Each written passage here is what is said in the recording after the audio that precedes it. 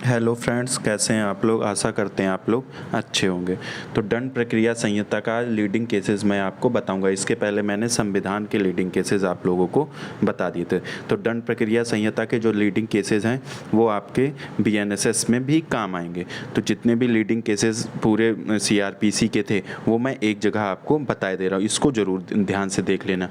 पहला केस क्या था, शिवानी सिंह वर्सेज नागेंद्र सिंह का केस था, 2010 में आया। इसमें क्या बताया गया, इसमें बताया गया कि मान्यता प्राप्त सिद्धांतों के आलोक में की जाएगी। क्या बताया गया कि दंड प्रक्रिया के प्रावधानों की व्याख्या मान्यता प्राप्त सिद्धांतों के आलोक में की जाएगी। प्रक्रियात्मक विधि मौलिक रूप से न्याय करने के लिए समझे जाते हैं। तो इसको छोड़ देना, इतना वो नहीं है। प्रेमनाथ वर्सेस राजस्थान राज्य, ये इंपॉर्टेंट केस है तुम्हारा। इसमें कहा कि क्या कहा गया कि एक दीवानी न्यायाधीश को अतिरिक्त सत्र न्यायाधीश की शक्तियां नहीं दी जा सकती जब तक कि उन्हें दंड प्रक्रिया संहिता की धारा 9 के तहत अतिरिक्त सत्र न्यायाधीश के रूप में नियुक्त नहीं कर दिया जाता। किस केस में बताया गया था, प्रेमनाथ वर्सेस राजस्थान राज्य में। फिर नेक्स्ट केस आ जाओ, गोरू बनाम रंग राजू का केस। गोरू बनाम रंग राजू के केस में क्या कहा गया था, गोरू बनाम रंग राजू का केस कब का है, 1981 का। इसमें क्या कहा गया था कि सत्र न्यायाधीश द्वारा दिए गए निर्णय को इस आधार पर चुनौती नहीं दी जा सकती कि उनकी नियुक्ति को बाद में अवैध ठहराया गया। यानी कि अवैध रूप से अगर कोई सत्र न्यायाधीश नियुक्त किया गया है और उसने कोई निर्णय सुना दिया है तो इस आधार पर क्या जो निर्णय सुनाया उसको क्या चुनौती नहीं दी जा सकती। किस केस में कहा, गोकरू वर्सेज रंगराजू के केस में। ये केस इंपॉर्टेंट है, मोस्ट इंपॉर्टेंट है। तो जो चीज़ें डीके बसु में जितने भी गाइडलाइन दिए थे गिरफ्तारी से संबंधित वो सारे हम बताते। तो डीके बसु वर्सेज पश्चिम बंगाल का केस है, कब, 1997 में। कब आया, 1997। तो गिरफ्तारी के लिए दिशा निर्देश दिए गए। तो सबसे पहले दिशा निर्देश क्या दिया गया कि पूछताछ तथा गिरफ्तारी को सौंपने वाले पुलिस कर्मियों को उनके पदनाम के साथ सही और स्पष्ट पहचान चिन्ह, यानी कि जो नेम प्लेट लगाते हैं वो सही लगानी चाहिए, ठीक है, तभी आप गिरफ्तार कर सकते हो। गिरफ्तार करने वाला पुलिस अधिकारी गिरफ्तारी का ज्ञापन तैयार करेगा जो कम से कम एक गवाह द्वारा सत्यापित होगा। तो कितने गवाह द्वारा सत्यापित होगा, एक गवाह द्वारा सत्यापित होगा, ठीक है। फिर आ जाओ, नेक्स्ट क्या कहता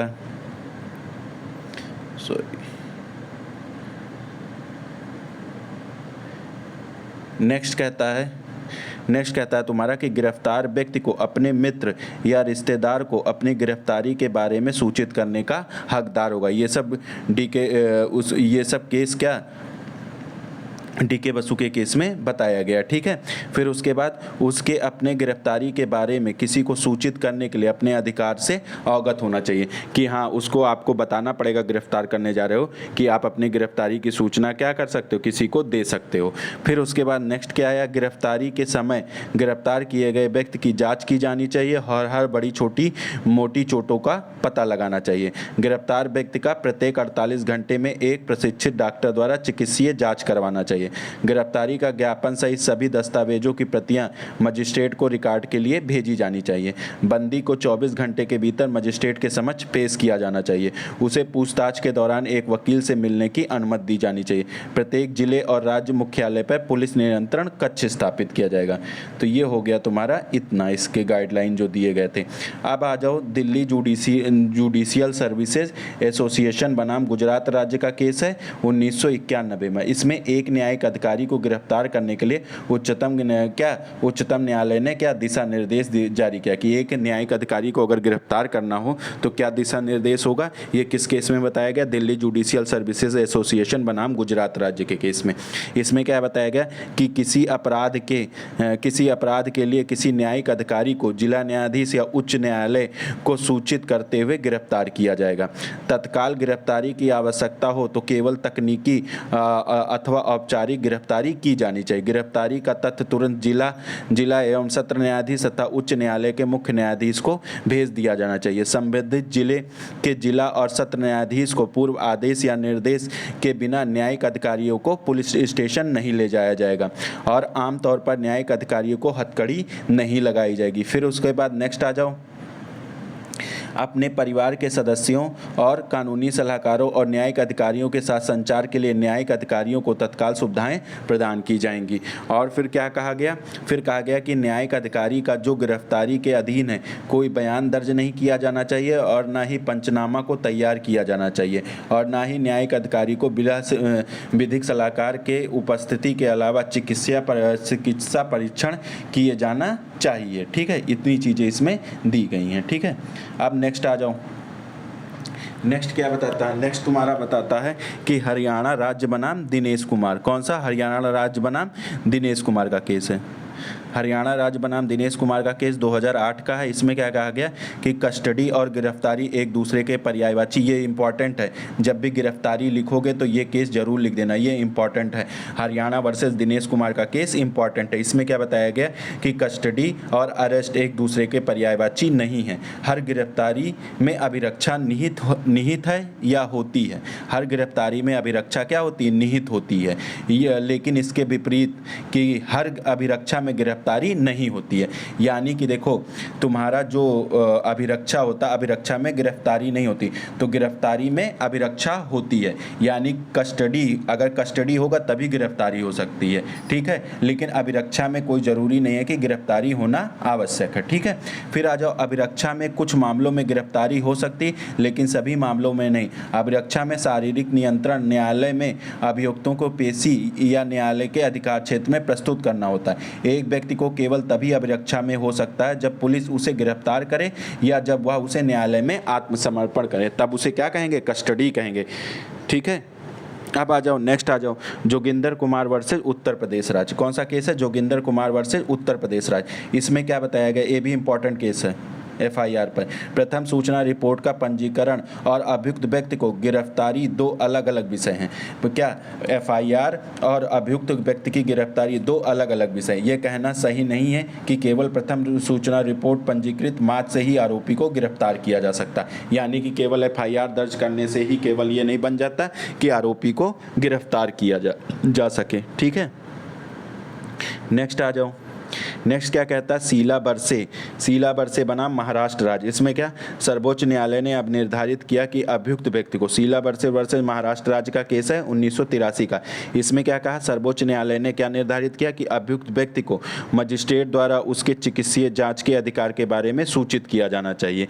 इसमें क्या कहा गया कि जो अभियुक्त व्यक्ति मजिस्ट्रेट के सामने लाया जाएगा तो उसको बताया जाएगा कि तुम्हारे पास चिकित्सीय जांच का भी अधिकार है। नेक्स्ट आ जाओ।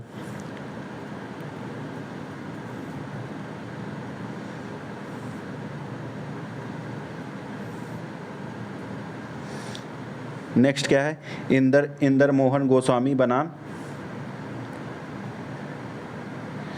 इंदर मोहन गोस्वामी बनाम उत्तरांचल 2007 का केस है। गिरफ्तारी और कारावास का अर्थ बताया गया। गिरफ्तारी और कारावास का, ये भी इंपॉर्टेंट है, ये भी देख लेना। गिरफ्तारी और कारावास का अर्थ बताया गया। व्यक्ति को उसके बहुमूल्य अधिकार से वंचित करना। इसलिए गैर जमानती वारंट जारी करने से पहले न्यायालय को बेहद सावधानी बरतनी चाहिए। जिस प्रकार स्वतंत्र व्यक्ति के लिए अनमोल है, स्वतंत्रता व्यक्ति के लिए क्या अनमोल है, उसी प्रकार कानून और व्यवस्था को बनाए रखना समाज के लिए हितकारी है। दोनों एक सभ्य समाज के लिए के अस्तित्व के लिए बेहद महत्वपूर्ण है। किसी भी व्यक्ति को न्यायालय में लाने के लिए गैर जमानती वारंट तब जारी किया जाना चाहिए जब सम्मन या जमानती वारंट से वांछित परिणाम प्राप्त करने की संभावना नहीं हो। तब हो सकता है जब यह युक्त मतलब रीजनेबल हो कि व्यक्ति स्वेच्छा से न्यायालय में पेश नहीं होता है। पुलिस अधिकारी व्यक्ति को सम्मन तामील करने के लिए उसे खोजने में असमर्थ हो। यह विचार है कि अगर उस व्यक्ति को तुरंत हिरासत में नहीं लिया गया तो वह किसी को नुकसान पहुंचाता था। तो ये सब वारंट जारी करने के ग्राउंड बताया गया। किसमें?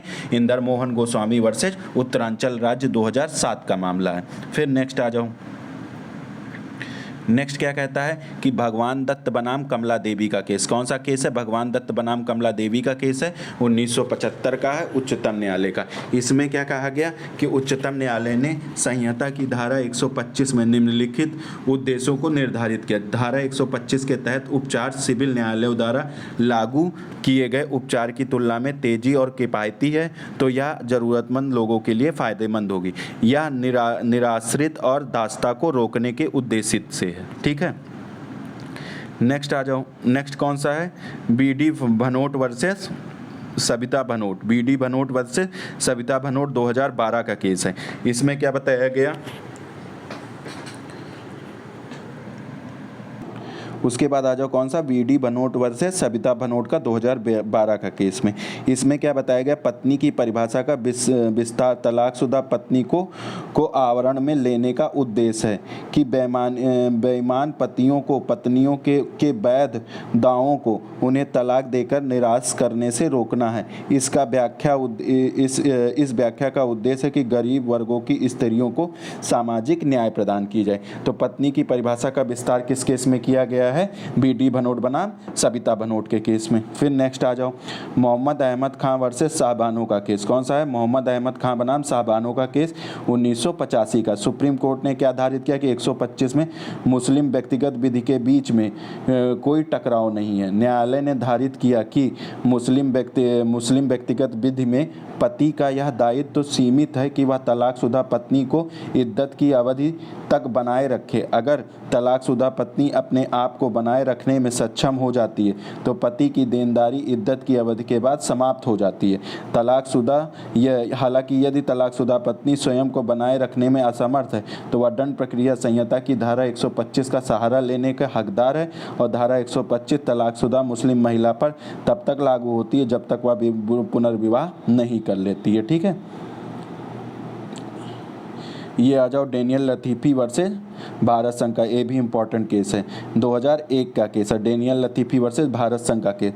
इसमें क्या बताया गया, अधिनियम की संवैधानिकता को बरकरार रखते हुए उच्चतम न्यायालय ने यह स्पष्ट किया कि 1986 की धारा 3(1) का के तहत रखरखाव या उचित न्याय संगत प्रावधान उसकी पत्नी की इद्दत अवधि को आगे बढ़ाया जाएगा और यह इद्दत अवधि के भीतर ही किया जाएगा। अब आ जाओ बेगम साबानो वर्सेस एम अब्दुल गफ्फार, साबानो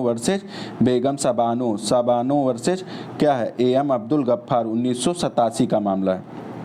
इसमें बताया गया मुस्लिम विधि के तहत पुनर्विवाह की अनुमति है और पति दूसरे विवाह के लिए आपराधिक दायित्व तो नहीं है, तथापि एक मुस्लिम पत्नी निश्चित रूप से अलग रह सकती है और इस प्रकार भरण पोषण का दावा करती है कि उसके पति के दूसरे विवाह से उसको मानसिक पीड़ा और क्रूरता हुई।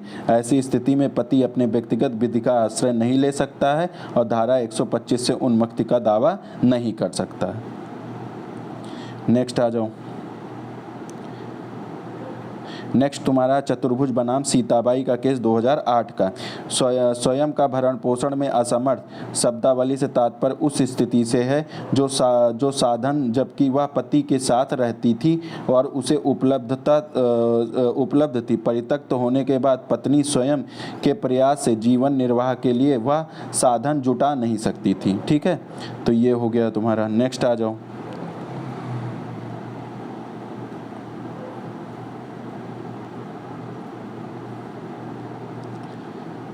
नेक्स्ट क्या है, हबीब बनाम बिहार राज्य। नेक्स्ट क्या है, हबीब बनाम बिहार राज्य। ये 1972 का केस है। प्रथम सूचना रिपोर्ट का उद्देश्य क्या है, तो किस केस में एफआईआर का उद्देश्य बताया गया, हबीब बनाम बिहार राज्य के केस में। इसमें क्या बताया गया कि आपराधिक कानून को गति प्रदान करना। प्रथम सूचना रिपोर्ट का उद्देश्य क्या है, आपराधिक कानून को गति प्रदान करना और सूचना देने वालों से कथित अपराध की प्रारंभिक जानकारी प्राप्त करना और उसकी याददाश्त कमजोर पड़ने से पहले उसे क्या कर लेना, लिख लेना। ये दो उद्देश्य किसमें बताया गया, हबीब बनाम बिहार राज्य के केस में।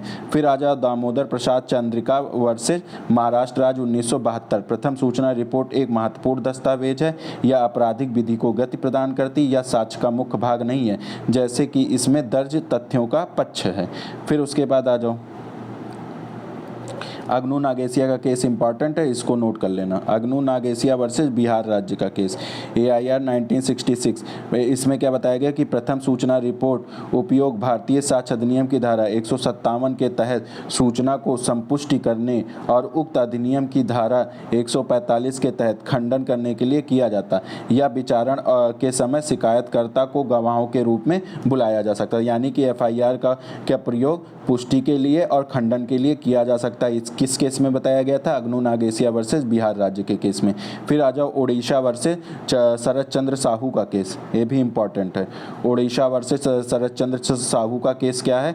इसमें बताया गया दो संज्ञेय अपराध का अन्वेषण करते समय पुलिस को उसी तथ्य से उत्पन्न होने वाले किसी भी असंज्ञेय अपराध के बारे में अन्वेषण करने से प्रतिबंधित नहीं किया जाएगा। अगर कोई पुलिस अधिकारी संज्ञेय अपराध कर रहा है और उसी के समझ क्या कोई असंज्ञेय अपराध भी उत्पन्न होता तो उसका भी वो क्या कर सकता है? इन्वेस्टिगेशन कर सकता, उस पर रोक नहीं लगाया जा सकता। किसमें? उड़ीसा बनाम शरद चंद्र साहू के केस में बताया गया था। नेक्स्ट आ जाओ। Next H.N.. रिसद बनाम दिल्ली राज्य। इसमें क्या बताया गया? धारा 156(2) के तहत यह स्पष्ट करती कि अन्वेषण किसी भी प्रकार की अनियमितता न्यायालय के विचारण को दूषित नहीं करेगी। फिर आ जाओ दिलावर सिंह बनाम दिल्ली राज्य के केस में क्या बताया गया? जहां तक कि एक प्रथम सूचना रिपोर्ट दर्ज की गई और भले ही पुलिस ने अन्वेषण किया हो या अन्वेषण कर रही हो जिससे पीड़ित व्यक्ति पर्याप्त नहीं समझता तो ऐसे व्यक्ति को 156(3) के तहत मजिस्ट्रेट के पास जा सकता है और अगर मजिस्ट्रेट उसकी ऐसे बातों से संतुष्ट होते हैं तो वह उचित अन्वेषण का आदेश दे सकते हैं और उपयुक्त कदम उठा सकते हैं। अब नेक्स्ट केस ये भी इंपॉर्टेंट, ए.आर. अंतुले का केस। ए.आर. अंतुले बनाम आर.एस. नायक का केस और पी रामचंद्र राव बनाम कर्नाटक का राज्य 2002 का और 1992। इसमें दोनों में क्या बताया गया कि न्यायालय अन्वेषण की कार्रवाई में हस्तक्षेप नहीं करेगी क्योंकि यह कार्यपालिका का विशेषाधिकार है। न्यायपालिका जो होती है वो इन्वेस्टिगेशन के प्रोसेस में हस्तक्षेप नहीं करेगी। ए.आर. अंतुले बनाम एस नायक के केस में और पी रामचंद्र राव बनाम कर्नाटक राज्य के केस में बताया गया था। फिर आ जाओ नेक्स्ट क्या कहता है? सुरेश चंद्र जैन बनाम मध्य प्रदेश के राज्य के बारे में क्या निर्धारित किया कि मजिस्ट्रेट के पास 156(3) के तहत आवेदन को परिवाद के रूप में मानने का अधिकार है। क्या है? अगर मजिस्ट्रेट के पास 156(3) के तहत आवेदन आता है तो उसे परिवाद के रूप में मानने का उसके पास अधिकार है। नंदिनी सतपथी का केस कई बार पूछा, इंपॉर्टेंट है। नंदिनी सतपथी बनाम पी.एल. दानी का केस। इसमें क्या बताया गया कि आर्टिकल 20(3) और धारा 161 के क्लास 2 के अंतर्गत क्षेत्र काफी हद तक मूलतः समान है। धारा 162 संवैधानिक खंड पर एक संसदीय टिप्पणी है। ठीक है। फिर उसके बाद आ जाओ रघुनंदन बनाम उत्तर प्रदेश राज्य 1974।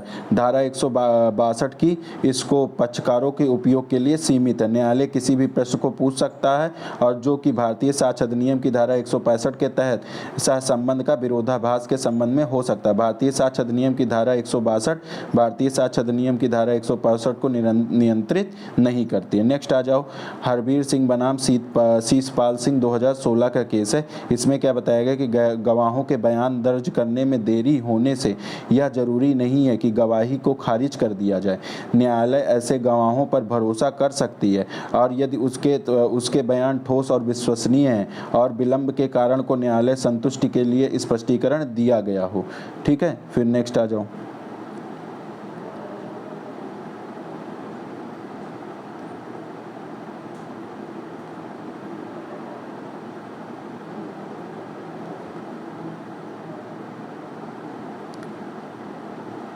नेक्स्ट है बीरेन सिंह बनाम हरियाणा राज्य 2017 का केस है। इसमें बताया गया जो पुलिस धारा 161 के तहत बयान दर्ज करती है तो बयान क्या होगा?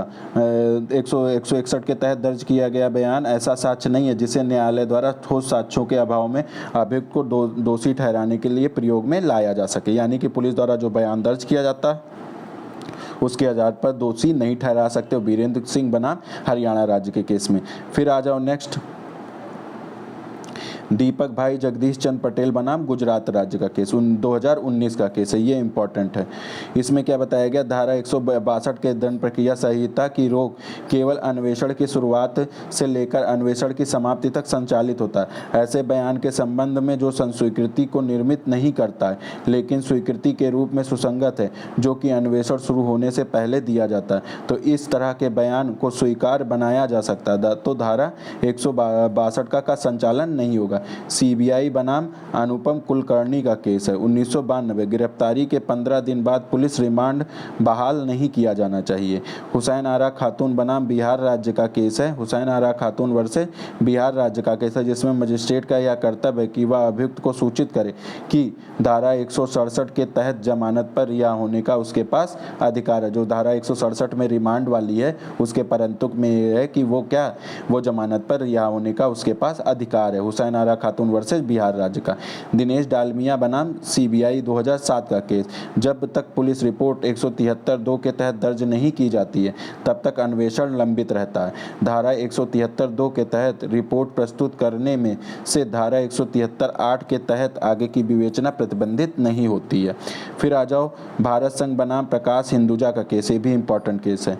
इसमें क्या बताया गया कि अभिमत के निर्णय जिस मामले के अन्वेषण को सही ठहराने के लिए पर्याप्त सबूत या संदेह का उचित आधार है या नहीं, यह तय करने की जिम्मेदारी थाने के प्रभारी अधिकारी की है। इस संदर्भ में मजिस्ट्रेट की कोई भूमिका नहीं है। फिर आ जाओ अभिनंदन झा बनाम दिनेश मिश्रा, ये भी केस इंपॉर्टेंट है। मजिस्ट्रेट पुलिस अधिकारी को आरोप पत्र प्रस्तुत करने के लिए बाध्य नहीं कर सकता। किसमें? अवनींद्र झा बनाम दिनेश मिश्रा का केस है, 1968 का केस है। फिर नेक्स्ट आ जाओ एमएल सेठी बनाम आरएल कपूर का केस है 1967 का। संज्ञान लेने शब्द का अभिप्राय को संहिता में परिभाषित नहीं किया। इस अभिव्यक्ति का उपयोग इस बिंदु को इंगित करने के लिए किया जाता है कि जब मजिस्ट्रेट आपराधिक कार्रवाई शुरू करने के लिए अपराध को न्यायिक सूचना लेता है। क्या लेता है? न्यायिक सूचना लेता है। नेक्स्ट आ जाओ, ये केस इंपॉर्टेंट सुब्रमण्यम स्वामी वाला।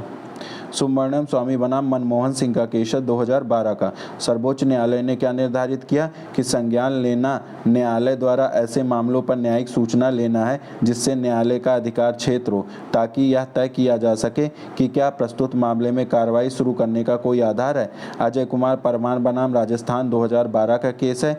धारा 190 के तहत अपनी शक्ति का प्रयोग में मजिस्ट्रेट न्यायालय के समक्ष मौजूद तथ्यों के आधार पर संज्ञान लेने से इनकार कर सकता है। मजिस्ट्रेट न्यायिक कार्य करता है, लेकिन वह निष्कर्ष तक पहुंचने के लिए मौजूद साक्ष्य का मूल्यांकन नहीं कर सकता। मजिस्ट्रेट के लिए इस स्तर पर संभावना को संतुलित करने के लिए सबूत का उपयोग करना अमान्य और अनुचित है। भोलू राम बनाम पंजाब राज्य 2008। यह एक सुस्थापित विधि है कि न्यायालय केवल अपराध का संज्ञान ले सकती है और एक बार संज्ञान लेने के बाद न्यायालय अधिकाराधीन बन जाती है। संज्ञान के आदेश को पुनः नहीं सुना जा सकता। नेक्स्ट आ जाओ, मीनू कुमारी बनाम राज्य का केस 2006 का केस है। अब मजिस्ट्रेट ने संज्ञान नहीं लेने और कार्रवाई को बंद करने का फैसला कर लिया। उस स्थिति में सूचना देने वाले को नोटिस और सुनवाई का अवसर प्रदान किया जाना चाहिए।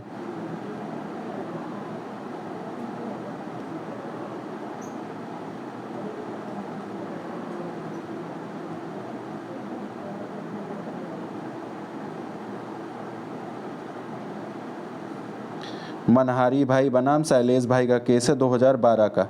सर्वोच्च न्यायालय ने अब निर्धारित किया कि संहिता की धारा 202 में वे दो उद्देश्य निहित हैं। कौन कौन से? यह मजिस्ट्रेट को अभियुक्त के उत्पीड़न को रोकने के लिए परिवाद के साथ आरोप की जांच करने को में सक्षम बनाता है। यह मजिस्ट्रेट को यह पता लगाने में मदद करता है कि परिवाद में आरोपों का समर्थन करने के लिए कुछ सामग्री है कि नहीं। फिर नेक्स्ट आ जाओ, नेक्स्ट का है पूनम चंद्र जैन बनाम फजरू का केस 2010। परिवाद को खारिज करने का आदेश ना तो उन्मोचन का आदेश है और ना ही दोषमुक्ति का आदेश है, इसलिए धारा 300 के तहत प्रावधानित सिद्धांत मानने सर्वोच्च न्यायालय ने कहा कि केवल असाधारण परिस्थितियों में ही दूसरे परिवाद पर विचार किया जा सकता है। ये परिस्थितियाँ कुछ इस प्रकार, यानी कि पूनम चंद्र जैन वर्सेस फजरू के केस में बताया गया दूसरा परिवाद कुछ परिस्थितियों के आधार पर किया जा सकता और नहीं किया जा सकता। खारिज का पिछला आदेश अपूर्ण रिकॉर्ड पर पारित किया गया था। क्या अपूर्ण? जो खारिज का पिछला आदेश क्या अपूर्ण रिकॉर्ड पर पारित किया गया था। पिछला आदेश परिवाद की प्रकृति में गलतफहमी का परिणाम अथवा प्रकट रूप से बेतुका या अन्यायपूर्ण था, जहां दूसरा परिवाद उन नए तथ्यों को प्रस्तुत किया है जिन्हें उचित सावधानी के बिना पिछली कार्रवाई में रिकॉर्ड पर न लाया गया हो। फिर नेक्स्ट आ जाओ, नेक्स्ट क्या कहता है, बिरिछिया भुइया बनाम बिहार राज्य, आरोप को व्यक्ति द्वारा किए गए अपराध के विरुद्ध लगाए गए विशिष्ट आरोपों को स्पष्ट विवरण के रूप में परिभाषित किया जा सकता है। बिली इसनाले बनाम मध्य प्रदेश राज्य 1956, आरोप का उद्देश्य अभियुक्त को उस मामले में सूचना देना है जिस पर वह आरोपित है। यदि आवश्यक सूचना उन्हें दी जाती है और आरोपी के कारण उस पर कोई पूर्वग्रह नहीं है तो अभियुक्त केवल यह दिखाकर सफल नहीं हो सकता कि लगाए गए आरोप दोषपूर्ण थे। नेक्स्ट आ जाओ। नेक्स्ट तुम्हारा मोहन सिंह बनाम बिहार राज्य केस 2011 का केस है।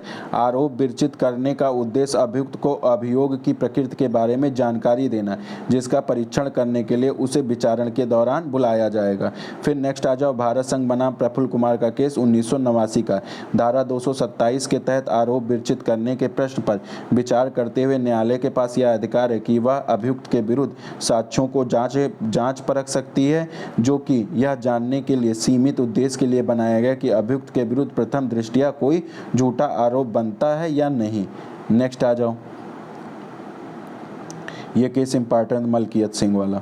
मलकियत सिंह बनाम पंजाब राज्य 1991 का है। दंड पर सुनवाई केवल मौखिक सुनवाई तक ही सीमित नहीं है, वरना यह अभियुक्त के साथ साथ अभियोजन पक्ष को भी अवसर प्रदान करता है जिसमें वह न्यायालय के समझ दंड के प्रश्नों से संबंधित विभिन्न तथ्य सामग्री को रख सकता है या दोनों पक्षों की अभिरुचि हो तो ऐसे साक्ष्यों को जोड़ सके जो वह परिस्थितियां दर्शाएं जिससे दंड कम करने और दावे में मजबूती प्रदान करने। इसलिए अभियुक्त को दंड के प्रश्न पर सुनवाई के लिए पर्याप्त समय दिया जाना चाहिए। मोतीराम का केस आ गया, ये इंपॉर्टेंट, ये मैं तुम्हें पढ़ा भी चुका हूँ। मोतीराम वर्सेस मध्य प्रदेश राज्य का केस है, 1978 का केस है, इंपॉर्टेंट। उच्चतम न्यायालय ने अब निर्धारित किया कि जमानत एक ऐसे व्यक्ति को उसकी उपस्थिति की प्रतिभूति को लेकर गिरफ्तारी या निरुद्धि से मुक्त करने की प्रक्रिया है। अभिव्यक्त जमानत के अधीन अभियुक्त को व्यक्तिगत या बंधपत्र प्रतिभूति के साथ तथा प्रतिभूत श्योरिटी के बिना रिहा करना दोनों आते हैं। जमानत के प्रतिभूत जो जमानत के वाचक को भरनी पड़ती अप्रत्याशित रूप से बढ़ाकर जमानत पर छोड़े जाने के अधिकार को अप्रत्यक्ष रूप से अशक्त नहीं किया जा सकता है। नेक्स्ट आ जाओ।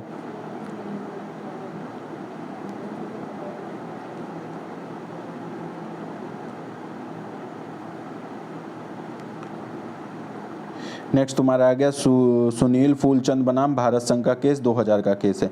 व्यक्तिगत स्वतंत्रता संविधान के अंतर्गत प्रदत्त सर्वाधिक महत्वपूर्ण भौतिक अधिकारों में से एक है। जमानत पर रिहाई के आधार का सिद्धांत यह है कि अभियुक्त को तब तक निर्दोष माना जाए जब तक दोषी सिद्ध नहीं हो जाता। जमानत पर छोड़े गए व्यक्ति को न्यायालय की प्रलक्षित अभिरक्षा में माना जाएगा। अब गुंडी कांति बनाम लोक अभियोजक का केस 1978 का। उच्चतम न्यायालय ने अब निर्धारित किया मूल नियम जेल नहीं जमानत होनी चाहिए। किसमें? गुड्डी कांति बनाम लोक अभियोजक। जेल नहीं जमानत होना चाहिए सिवाय ऐसी परिस्थितियों के जो अभियुक्त द्वारा न्याय को विफल अथवा अपराधों को दोहराने की संभावना को इंगित करते हो। नेक्स्ट आ जाओ, ये भी केस इंपॉर्टेंट है। गुरबख्श सिंह सिब्बा बनाम पंजाब राज्य 1980। उच्चतम न्यायालय ने अग्रिम जमानत के संबंध में निम्नलिखित सिद्धांत प्रस्तुत किए। ये केस मोस्ट इंपॉर्टेंट है एंटीसिपेटरी बेल पर। इसमें क्या है? एफआईआर का पंजीबद्ध होना तथा धारा 438 के तहत शक्ति का प्रयोग करने के लिए पूर्ववर्ती शर्त नहीं है। अंतरिम आदेश लोक अभियोजक को सूचना के बिना पारित किया जा सकता है, लेकिन अंतिम आदेश को पारित करने से पहले सूचना दिया जाना आवश्यक है। क्या है? सूचना दिया जाना आवश्यक है।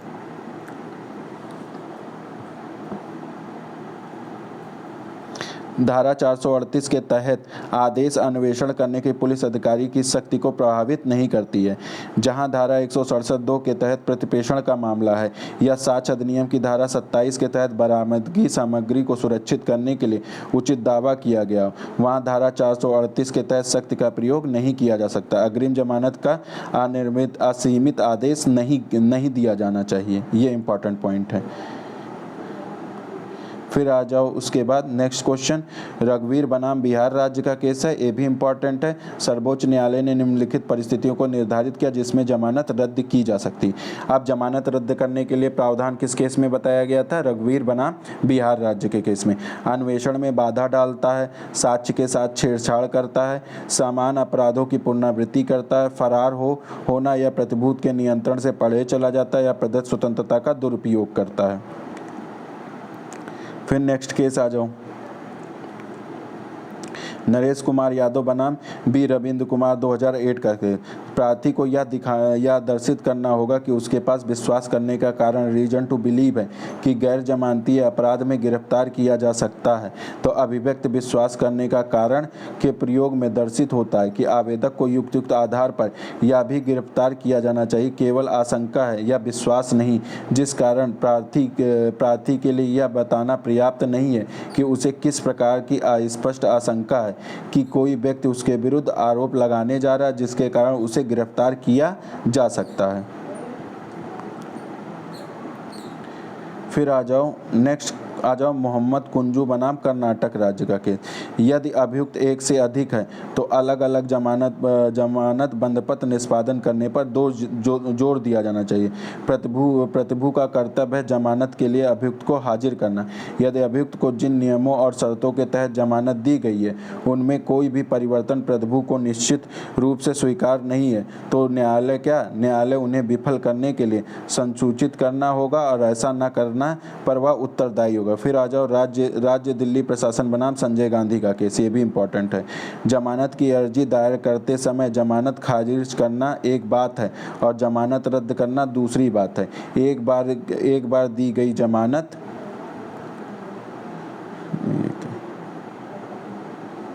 लास्ट केस है ये, कहता है एक बार दी गई जमानत को रद्द करने की तुलना में गैर जमानती मामलों में जमानत को अस्वीकार करना आसान नहीं है। जमानत रद्द करने में जमानत देने के पहले के निर्णयों की समीक्षा करना भी शामिल है। यह संयमित और केवल पर्यवेक्षणीय परिस्थितियों में होना चाहिए। तो इस प्रकार तुम्हारा CRPC और BNSS के जितने भी केसेस थे लीडिंग, वो मैंने इस वीडियो में बता दिया। अगर वीडियो अच्छी लगी, मेरा मेहनत अच्छा लगा तो आप इस वीडियो को शेयर कर दीजिए अपने दोस्तों में, ठीक है। थोड़ी रीच बढ़ जाती तो ठीक लगता। वीडियो कई दिन से नहीं आ रहा था क्योंकि रीच बढ़ती नहीं है तो मन नहीं करता वीडियो बनाने में। तो अगर थोड़ा बहुत मन हो तो अपने दोस्तों में शेयर कर दीजिएगा, ठीक है। और अगर आप लोगों को कोई और जानकारी चाहिए तो मेरे टेलीग्राम चैनल से भी आप जुड़ सकते हैं। डिस्क्रिप्शन बॉक्स में वो उसका लिंक पड़ा हुआ है, ठीक है। Okay, thank you.